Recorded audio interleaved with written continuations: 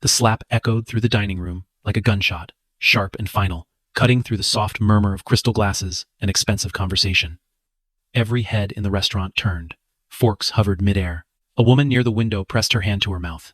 And in the sudden, suffocating silence that followed, Ashley Whitmore stood with her palms still raised. Her lips curled into a smile that had been practiced in front of mirrors since childhood, the smile of a girl who had never once been told no.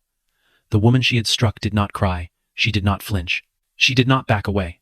She simply stood, very still, the way a person stands when they have already decided how the next chapter ends. Ashley did not know it yet, but she had just made the single most catastrophic mistake of her 26 years on this earth. And the woman she had slapped was about to make one phone call that would unravel everything her father had spent 2 decades building. Maya Brooks had returned to Caldwell City on a Tuesday, which she always thought was the most honest day of the week. Not the false optimism of Monday, not the relief of Friday, just Tuesday, plain and purposeful, asking nothing of you except that you show up. She had driven in from the airport herself, declining the offer of a car service, preferring the anonymity of a rental sedan, with the windows cracked and the radio off. She liked to think when she arrived somewhere new, or somewhere old, Caldwell City was both for her. She had grown up in the eastern neighborhoods, in a row house with a narrow porch, and a father who kept stacks of folders on the kitchen table long after dinner was cleared away. She had left at 18, and spent the decade that followed, moving through rooms that mattered: law school in Philadelphia, a fellowship in New York, 3 years, with a nonprofit oversight coalition in Washington, before transitioning into independent investigative consulting. She was 28 years old. She looked younger. People often mistook that for weakness. She had long since stopped correcting them. She was not beautiful in the way that magazines described beauty, but she was striking dark skin that caught light and held it, a stillness about her face that made people feel both seen and slightly unnerved. She wore her hair natural, close-cropped, and her clothes were always clean and simple, the kind of wardrobe that communicated nothing, except that she had better things to think about than what she was wearing. She drove through the city slowly, noting what had changed and what had not. The waterfront had been redeveloped. There were new hotels where the old cannery used to stand. The north side had a greenway now, lined with young trees and bicycle lanes, and banners along the lamp posts read, "Caldwell City, moving forward together," with the mayor's name printed discreetly at the bottom. Mayor Richard Whitmore. She had read everything published about him in the past 18 months. She had also read everything that had not been published, which was considerably more interesting. Richard Whitmore was 54 years old and had served as mayor of Caldwell City for 6 years. He was tall, silver-haired, and possessed of the kind of easy confidence that came not from competence, but from a lifetime of being told that he belonged wherever he stood. The press loved him. He gave good sound bites.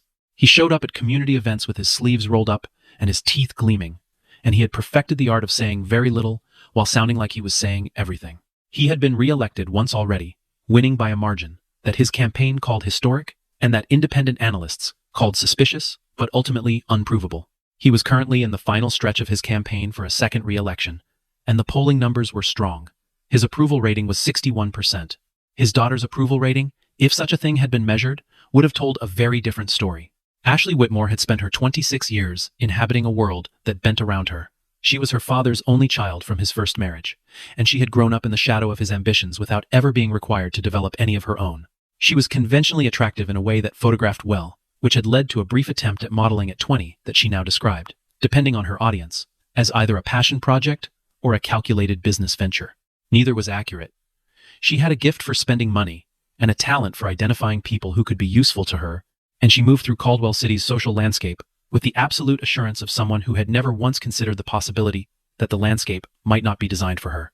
The press covered her social appearances with the obligatory warmth they extended to all political families, but off the record, the reporters who dealt with her were less charitable. She had, over the years, managed to avoid consequences for a long list of minor cruelties: a server she had screamed at in a restaurant in 2019, a parking dispute that had required a quiet phone call from City Hall to make disappear, a former friend who had attempted to go public with a story about Ashley's behavior at a charity auction, and had ultimately, inexplicably, declined to give any further interviews.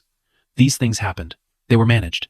That was the nature of being Richard Whitmore's daughter in Caldwell City. Maya had not come back to the city because of Ashley. She had come back because of a man named Gerald Holt, who had been the deputy director of the city's infrastructure procurement office for 11 years before he had been quietly reassigned to a desk position with no staff and no authority. Gerald had reached out to Maya through a mutual contact 3 months ago. He had documents. He had emails.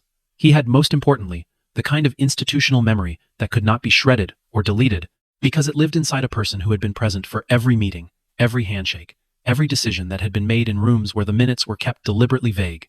Maya had spent those 3 months verifying what Gerald had told her, building the file piece by piece, cross-referencing names and dates and contract numbers until the picture was undeniable. Tonight, she was meeting him at the Meridian, the most expensive restaurant in Caldwell City, which Gerald had suggested because he said it was the last place anyone would expect them to meet. She had agreed. She had also thought that it was exactly the kind of place where, if something went wrong, there would be plenty of witnesses. She parked the car 2 blocks from the restaurant and walked the rest of the way, her low heels quiet on the sidewalk. The evening air was warm and soft with the particular sweetness of late summer, and the city glittered around her in a way that was almost convincing. She pushed through the heavy glass doors of the Meridian at 7:43, gave her name to the host, and was escorted to the VIP section near the back, a quieter enclave of white tablecloths and low amber lighting, where the serious people came to have conversations that were not meant to be overheard. She sat down, ordered water, and checked her phone. Gerald was 10 minutes out. She folded her hands on the table and waited, as she had learned to do, with the patience of someone who understood that the most important moments never arrived on schedule. She did not hear Ashley Whitmore come in so much as feel the sudden shift in the room's atmosphere, the way conversations tilted and glances redirected, the particular quality of attention that attached itself to a person who had spent years commanding it.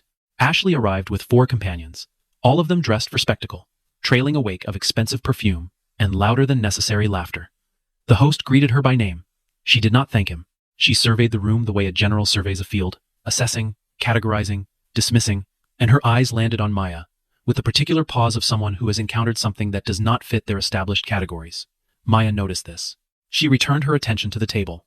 Ashley's group settled 2 tables away, which was close enough for their conversation to be an ambient presence, a tide of references and names that were meant to be heard. Ashley ordered champagne without looking at the wine list.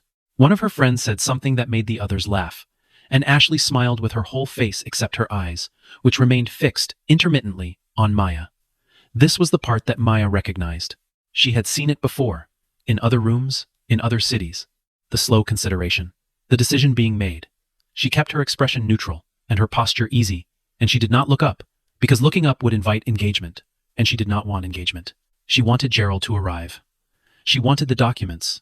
She wanted to be done with this particular evening and back in her hotel room, with a yellow legal pad and several hours of uninterrupted thought. But Ashley Whitmore had never learned to leave things alone. She made a remark, loud enough to carry, about certain people thinking they could sit anywhere. One of her friends giggled. The remark was not directed at anyone in particular, and was directed at everyone in particular, and it was the kind of comment that was designed to be heard without being attributable. Maya said nothing. Ashley made another remark. This one, about standards slipping. The champagne arrived. Ashley accepted her glass without acknowledgement, took a sip, and then stood. Maya heard her stand. She did not look up. Ashley crossed the distance between their tables in 4 steps, and Maya could feel the weight of the room's attention shifting, a held breath spreading outward from their corner like a wave. "Excuse me," Ashley said. Her voice was pleasant and precise, the voice of someone who had been told all her life that she was articulate. "I think you might be in the wrong section." Maya looked up then. She met Ashley's eyes and said, simply and clearly, "I don't think so." Ashley's expression flickered surprise at the absence of deference, recalibration. "This area is reserved," she said. "I have a reservation," Maya said. The flickering became something harder. Ashley was not accustomed to being contradicted in a single declarative sentence with no accompanying apology, and the absence of apology seemed to be what finally ignited the sequence of decisions that culminated in what happened next. There were words, Ashley's words, mostly, clipped and escalating, the grievances of someone who had mistaken their own discomfort for injustice. Maya responded once more, briefly, without raising her voice. And then Ashley, in front of 43 people who would later give statements, raised her right hand and brought it across Maya's face. The sound it made was flat and definitive. The room went completely still. Ashley stood there in the silence, with her hand still half raised, and the smile that moved across her face in the seconds after was automatic, the reflex of someone who expected the world to absorb what she had done and rearrange itself around the fact of it, as it always had. Her friends were watching. A few of them had their phones out. Behind Maya, a man near the bar had risen to his feet and then sat back down again, uncertain. The maitre d' had gone very pale. No one spoke, no one moved, and then Maya reached up and very carefully, very deliberately, touched the corner of her mouth. She examined her fingertips. She set them back down on the table. She reached into the interior pocket of her jacket and removed her phone. Her face, for those 43 witnesses, was entirely composed. She dialed a number that she knew by memory and pressed the phone to her ear. The call lasted 31 seconds. "Eleanor," Maya said. "It's time. Yes. We're ready. The Meridian. I'll explain when you get here." A pause. "Thank you." She set the phone on the table, face down. Ashley was watching her with an expression that had begun as triumph and was curling at the edges into something less certain. "That's it?" she said. "You're going to sit there and make a phone call?" Her friends made sounds of appreciation. Someone said something that was meant to be cutting. Maya said nothing. She poured herself a glass of water from the carafe on the table and took a sip and set the glass down and waited. The next 9 minutes were the longest Ashley Whitmore had ever experienced, though she did not know yet that she was experiencing them. She returned to her table. She finished her champagne and ordered another. She made conversation.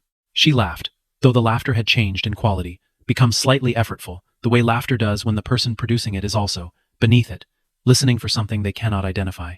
At the 8-minute mark, one of her friends looked toward the restaurant's entrance and went quiet. At the 9-minute mark, Ashley looked too. 3 black SUVs had parked along the curb outside, their engines off, their occupants already moving. Men and women in dark suits came through the restaurant's glass doors with the efficient, purposeful movement of people who did not need to be told where to go, who had been briefed already, and had simply been waiting for the signal. The maitre d' stepped forward, and then stepped back. 2 of the suited figures showed credentials without breaking stride. The other diners had gone very still, the way people go still when they recognize that something is happening around them that they do not yet understand. And the not understanding is somehow more alarming than the thing itself. Behind the suited figures walked a woman in her mid-50s, silver-streaked hair, pulled back with the efficiency of someone who had stopped caring about whether her hair looked intentional, and arrived instead at the stage, where it simply looked right. A dark blazer, low heels, and the expression of someone who had spent 30 years making consequential decisions in difficult rooms, and had become, through that experience, very calm about all of it. She moved through the restaurant without looking left or right, her attention entirely directed, and she moved directly to Maya's table. "Maya," the woman said, and there was something in her voice warmth. Yes, but also a particular quality of respect that you could not perform, that had to be earned and given genuinely. "Eleanor," Maya said, rising briefly. "Thank you for coming." Ashley stared. She knew the face. She had seen it in news photographs, in the kind of formal coverage that appeared in national outlets when something significant was announced at the federal level. Eleanor Grant. She had been appointed Special Federal Inspector General 18 months ago, a position created specifically for a broad-scope investigation into municipal corruption in several mid-sized American cities. Ashley knew this because her father had mentioned the appointment with the particular studied neutrality of someone who does not want to appear concerned. Ashley had not, at the time, thought further about it. She thought about it now. Eleanor Grant did not look at Ashley. She sat across from Maya and opened a leather portfolio and said, in a low, clear voice, "The warrant is signed. The team is staged. We can move tonight or we can move tomorrow, depending on where you are with the Holt meeting." Maya nodded once and began to speak, and Eleanor listened with the attentiveness of someone receiving information she had waited a long time to receive, and Ashley watched all of this from 2 tables away, with the first real fear she had felt in years settling into her chest like cold water. One of Ashley's friends leaned over and whispered, "Who is that woman?" Ashley did not answer. She was doing the mathematics of the situation, running the variables, trying to find the angle from which this made sense, from which she remained the most important person in the room. She could not find it. The calculus kept returning the same result, and the result was that she had walked into the Meridian tonight and had committed an act of public cruelty against a woman who was not what she appeared to be, and the consequences of that act had just become significantly larger than a restaurant incident. The documents that Maya spread on the table told a story that had been building for 6 years. It began with a contract, a city infrastructure contract for the repair and upgrade of Caldwell City's water treatment facilities, awarded in the spring of the current mayor's first term to a company called Meridian Structural Solutions, which was not related to the restaurant, but whose name Maya had noted privately with a grim sense of irony. The contract was worth $140 million. Independent engineering assessments, obtained by Maya's team through a combination of public records, requests, and source testimony, indicated that the actual scope of the work could have been completed for approximately $89 million. The difference, $51 million, had not been absorbed into legitimate cost overruns. It had been distributed, through a series of shell companies and consulting arrangements, into the hands of 11 individuals, 7 of whom were directly connected to Richard Whitmore's campaign infrastructure, 2 of whom sat on city boards that Richard had personally appointed, and 1 of whom was Richard's brother-in-law, who operated a project management firm in Delaware. This was the first contract. There were 4 others. Gerald Holt had known about all of them. He had known because he had been present in the room, at the table, in the meetings where the decisions were made, and because he was the kind of man who kept notes not out of malice, but out of the lifelong professional habit of someone who understood that institutional memory was fragile and that the only way to protect it was to write things down. He had written things down for 11 years.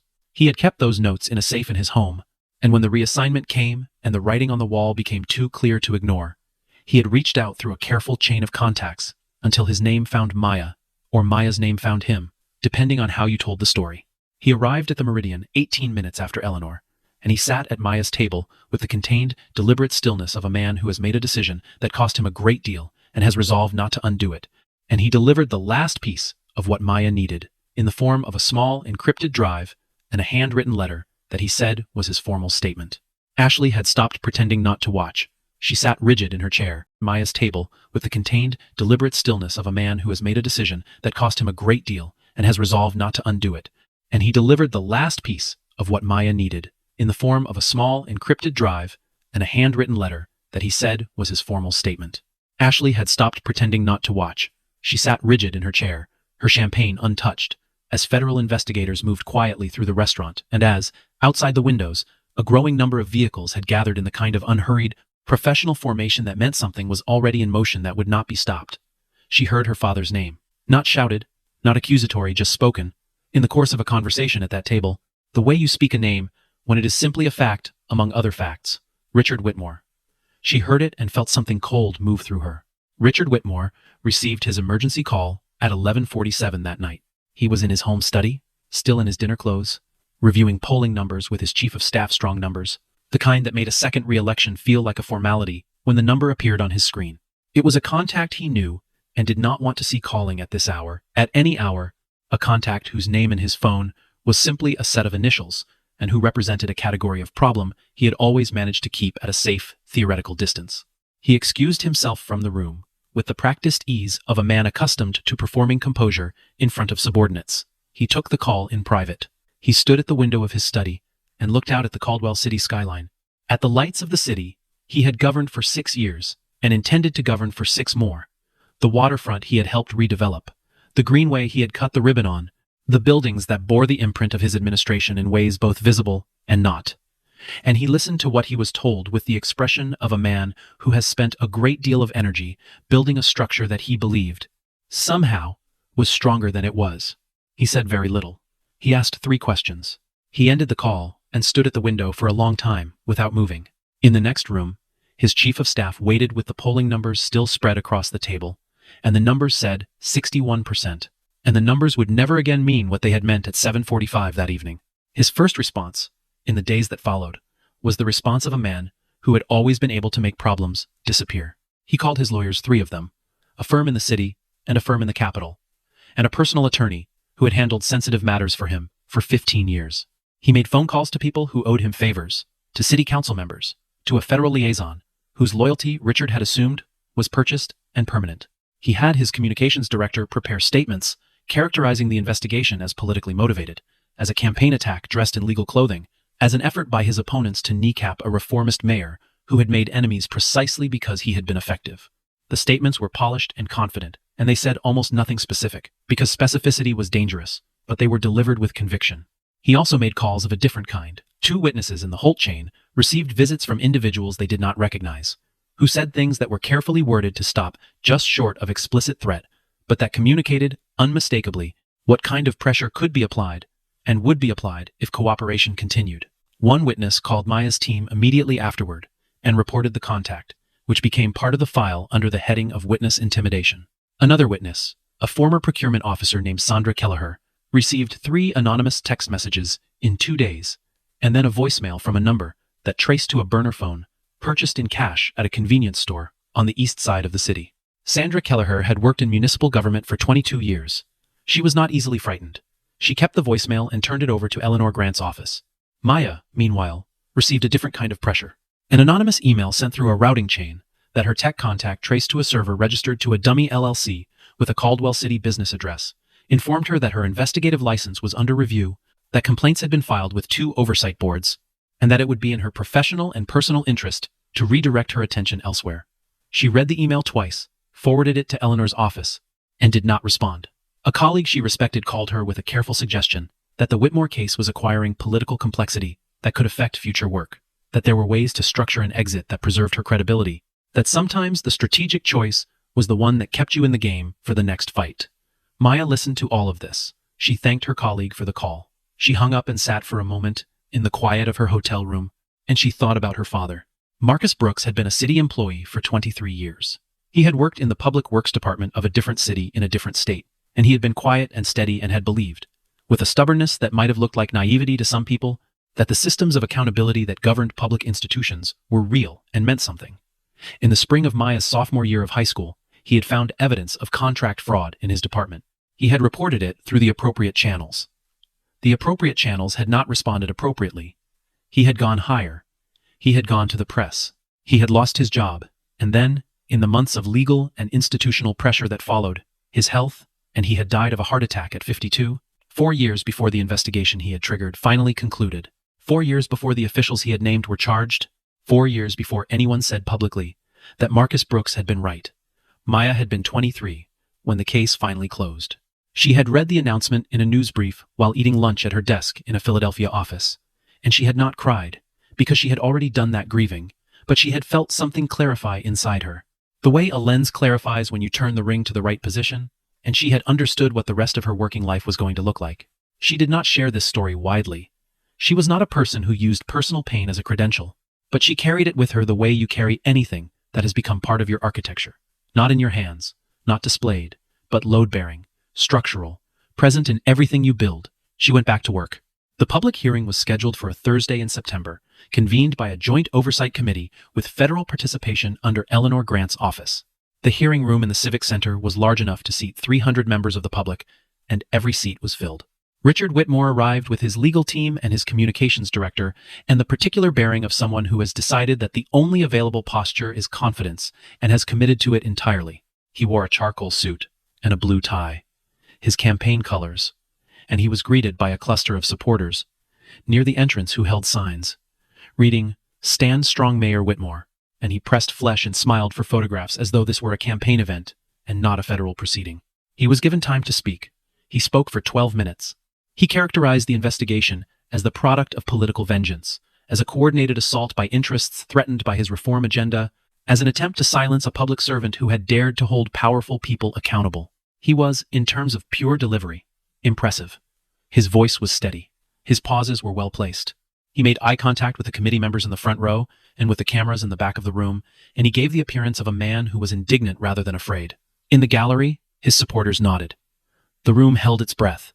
Then Maya stood up. She presented for 47 minutes. She had appeared before oversight committees before, in Washington and in other cities, and she had learned that the most effective presentation was also the most restrained. No theatrics, no rhetorical flourishes, just the documents, the dates, the numbers, the names, laid out in sequence with the clarity of someone who has spent months ensuring that every fact is verifiable by an independent party. She went through each contract. She identified each company. She traced each payment through its routing, its shell structure, its eventual resting place. She displayed the procurement emails on the screens above the committee table, and the emails were specific and dated, and were written in the ordinary, unguarded language of people who believe their communications are private. She named the 11 individuals. She identified their relationships to the mayor. She presented Gerald Holt's formal testimony, and Gerald himself was seated 2 rows behind her, wearing his best suit, and he nodded once when his name was read into the record. Several committee members had begun the session with the skeptical, slightly defensive posture of people who suspected political motivation. Several of them stopped looking skeptical somewhere around the 40-minute mark. One, a council member, who had been publicly aligned with Richard for 3 terms, asked to be excused from the room during the recess and did not return. Ashley sat in the gallery. She had come because she had felt, with the obstinate loyalty of a child, that she owed her father her presence, that showing up was the minimum she could do. She had dressed carefully, and she had sat down next to her mother's sister, who had driven 4 hours to be here because she loved Richard's family, even if she had never entirely trusted Richard himself. Ashley watched her father speak and felt the familiar pride mixed with the unfamiliar chill that had been living in her chest since the night at the Meridian. And then she watched Maya stand up. And she watched the committee members' faces change. And she watched the screens above the committee table fill with words and numbers and names. And somewhere in the second half of Maya's presentation, Ashley stopped breathing quite normally for a while. She recognized the name of her uncle's company. She had known it was involved in city contracts. Her father had mentioned it years ago as a good example of local business supporting civic growth, and she had not thought further about it, because she had not wanted to think further about it, because there were things you did not examine when you loved someone, and when your life was constructed on the foundation of their reputation.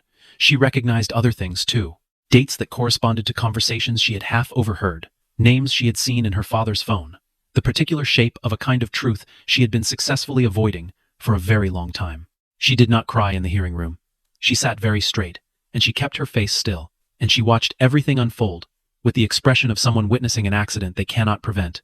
And when the recess was called, she walked to the nearest bathroom and ran cold water over her wrists and looked at her own face in the mirror for a long moment. She did not recognize what she saw there. That was, in retrospect, the beginning of something. The final witness had not been announced. He appeared during the afternoon session, after a brief closed consultation between Eleanor Grant and the committee chair, introduced only as a former employee of the city's executive communications office.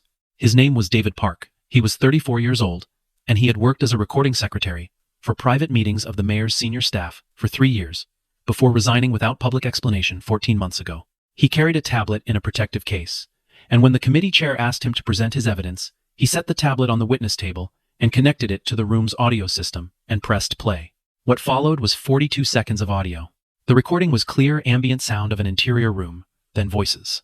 One voice was immediately recognizable to everyone in the room who had heard it for the past 12 minutes, because it was the same voice that had characterized this investigation as a political assault, as a vendetta, as a fabrication. Richard Whitmore's voice, in the recording, did not sound indignant. It sounded brisk and specific. It directed, in clear terms, the specific mechanism by which a contract would be awarded to a company that would then distribute funds through a prearranged schedule to a set of named parties. The instructions included a dollar amount. They included a timeline. They included a phrase, the same way we handled the Riverside account, that corresponded directly to a contract Maya had presented in the first half of her presentation. The room was very quiet when the recording ended. Richard Whitmore sat at the respondent's table and did not move for several seconds. Then he conferred briefly with his attorney. His attorney requested a recess. The recess was granted. Richard walked out of the room with his legal team arrayed around him, and he did not look at the gallery, and he did not look at his daughter. And Ashley watched him go with an expression that was very far away from the girl who had stood in the Meridian 2 weeks ago and raised her hand against a stranger. The communications director issued a statement that evening characterizing the recording as potentially doctored and promising a thorough legal response. The legal response never fully materialized. 2 of Richard's major campaign donors announced by morning that they were suspending their financial support pending the outcome of the investigation. By noon, his party's state chair had released a statement expressing concern and calling for cooperation with federal investigators. By 3 o'clock in the afternoon, 4 city council members who had been reliable allies had issued statements distancing themselves from the mayor's office. Richard's approval rating, which had been 61% before the hearing, was not measured publicly for several weeks, but internal polling conducted for the party showed that it had fallen to 23% by the end of that week. He tendered his resignation on a Monday morning in a brief written statement that his communications director read aloud at a press conference because Richard did not appear. The absence was noted. Reporters who had covered his administration for years sat in the press room with their recorders on and their notebooks open, and they listened to the communications director's voice recede into the formal language of managed retreat.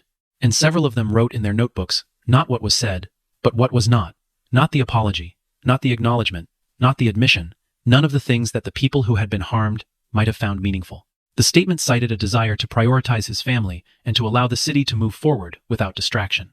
It did not use the word sorry. Outside the Civic Center, a small group of supporters had gathered with signs, and when the statement was read, they received it in silence. And some of them folded their signs and walked back to their cars. And some of them stayed because they did not know what else to do. And the morning moved forward around all of them regardless. Ashley lost things gradually, and then all at once, the way you lose most things that were never entirely yours.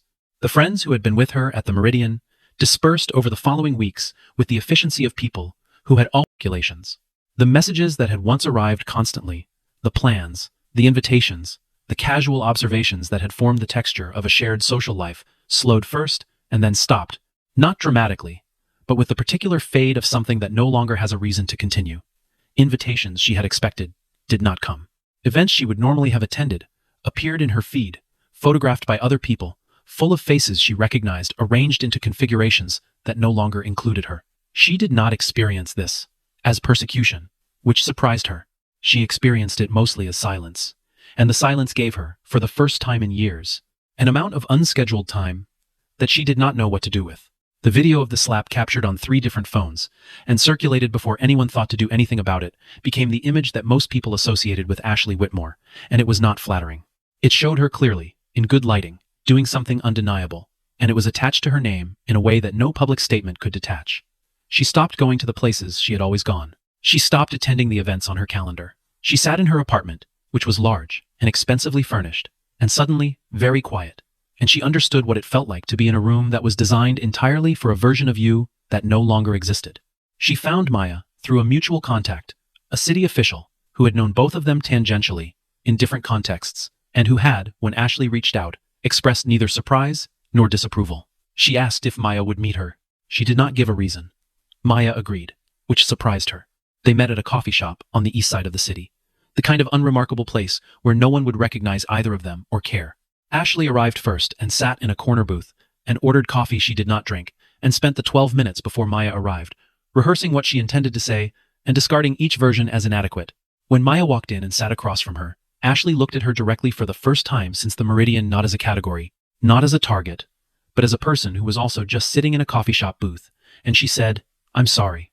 I need you to know that I know it was wrong, and I know an apology doesn't fix it. And I'm not here because I want something from you. I'm just here because it was wrong. And I wanted to say so to your face." She had intended to say more, but she found she had said what she needed to, and so she stopped. Maya was quiet for a moment. Then she said, "I appreciate you coming." Her voice was even and without performance. She looked at Ashley the way she looked at most things, steadily, with attention, without hurry. "I don't carry it as a wound," she said, "but I want you to understand something. The way you treated me in that restaurant, that wasn't about me. I could have been anyone. You made a calculation about who I was based on what I looked like and where I was sitting, and you acted on it. That's the thing worth examining. Not what happened to your father, not what happened to you after, the moment before, why you made that calculation." Ashley looked down at her coffee. "I know," she said. "I've been thinking about it." "Good," Maya said. Then, "Power doesn't make anyone large. It just makes their choices louder. What makes someone large is how they treat the people from whom they have nothing to gain." She said it without the cadence of a speech, just conversationally. "The way you say something you believe." Ashley did not speak for a moment. When she did, her voice was different from the voice she had used in the Meridian, smaller, and somehow more real for it. "I want to do something useful," Ashley said, "with whatever I have left. I know it might sound self-serving, but I need to do something that isn't for me." Maya looked at her. "Then do it," she said. "Find something worth doing, and do it badly at first, and get better at it. That's all it is." Ashley did find something. It took her longer than she expected, and was less dramatic than she had imagined, because it turned out that doing useful things was almost never dramatic. It was paperwork and early mornings and conversations with people who were skeptical of you and had every reason to be. She began volunteering with a community legal aid organization on the south side of the city, the kind of place where the waiting room was always full, and the staff was always stretched, and every case mattered enormously to someone, even when it seemed, from the outside, like a small thing. The south side was not a part of the city Ashley had spent time in before. She had driven through it occasionally, in the back of cars going somewhere else, and had not looked hard enough to see it. Now she looked.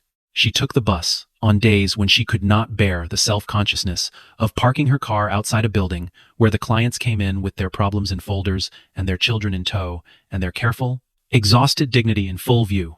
She was not good at the work initially. She made mistakes, born of assumption.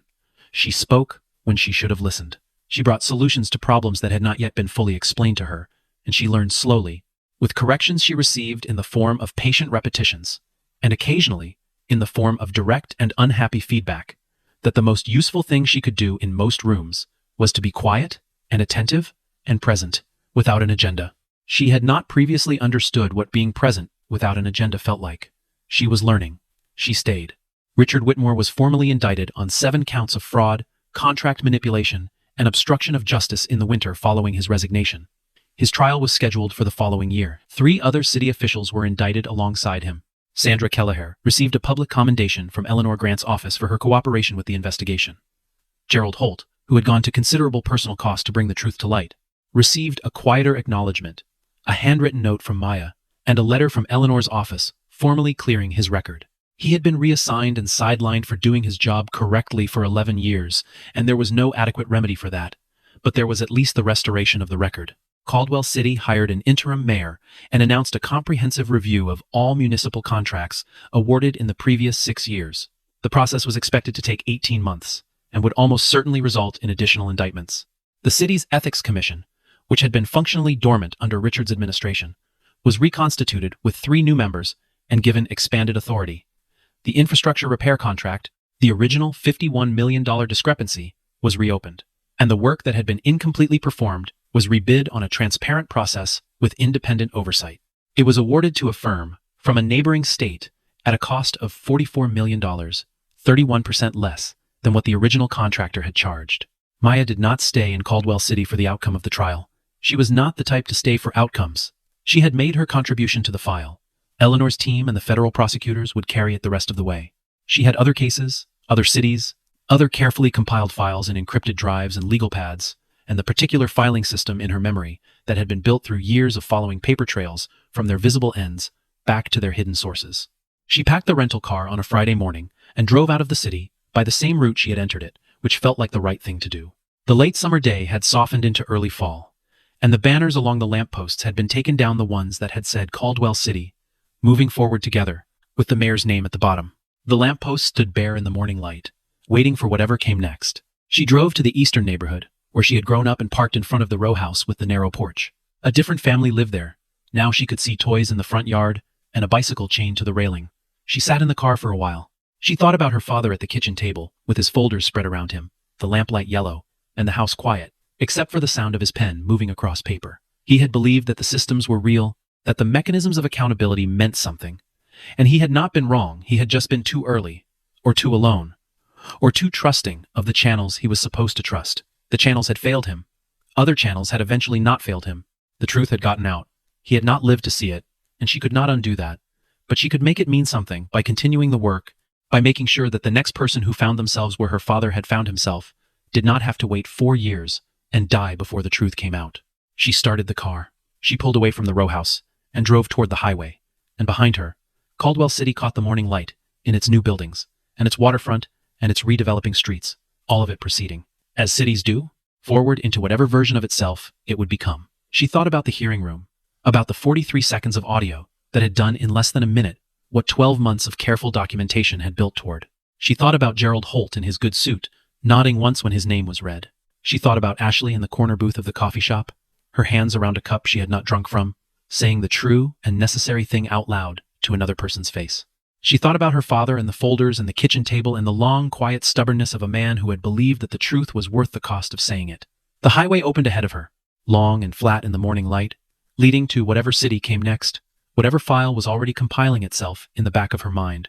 Maya turned on the radio for the first time since she had arrived, a habit she only allowed herself when leaving, and drove with the windows down into the beginning of whatever came next.